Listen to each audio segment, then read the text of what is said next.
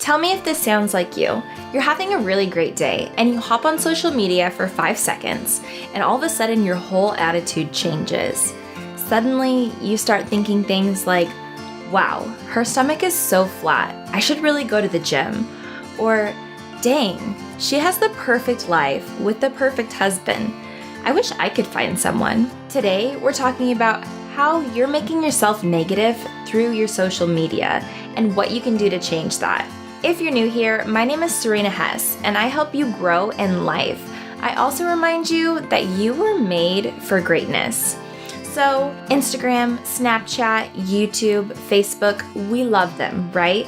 But we don't love the bad. This is something that I personally am struggling with, but I feel like I'm growing in every single day.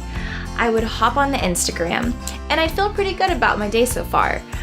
But I would look at this girl and she'd have perfect makeup, and suddenly I would feel like I wasn't as pretty as her because I couldn't highlight my cheekbone the way that she could.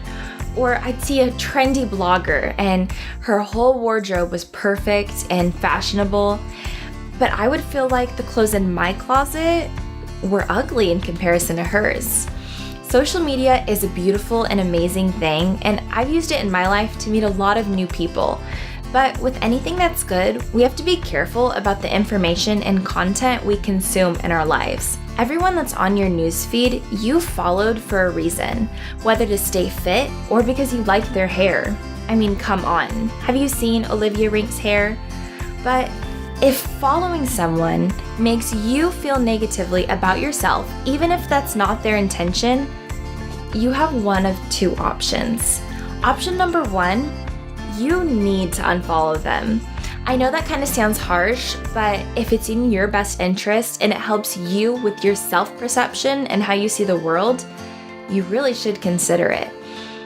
It might sound extreme if you have a lot of your followers that are friends or family and you would feel mean unfollowing them. The least you could do is mute them. Instagram just got this new feature where you hold down on the story and an option pops up. You can either mute just their story or you can mute their posts. It's okay to take space from people so you can feel better about yourself. Option number two is change your perspective. This one is a little harder and it takes more time and more work on your part, but it's way better for long term. By changing your perspective, you remember that she is a person too.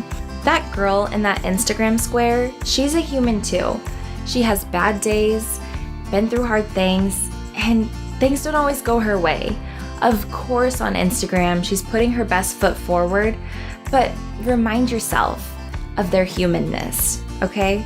It can take time and practice and space from someone, but if it makes you better emotionally, then there's nothing wrong with that. There's nothing wrong with taking a step back, with taking a break from someone. If it helps you breathe and live your life better, it can remind you that you have work to do here too.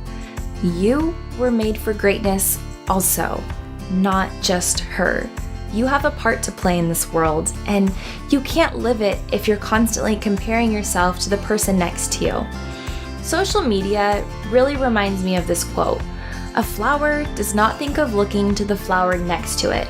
It just simply blooms." If you guys liked this video, consider subscribing. I'll see you in the next one.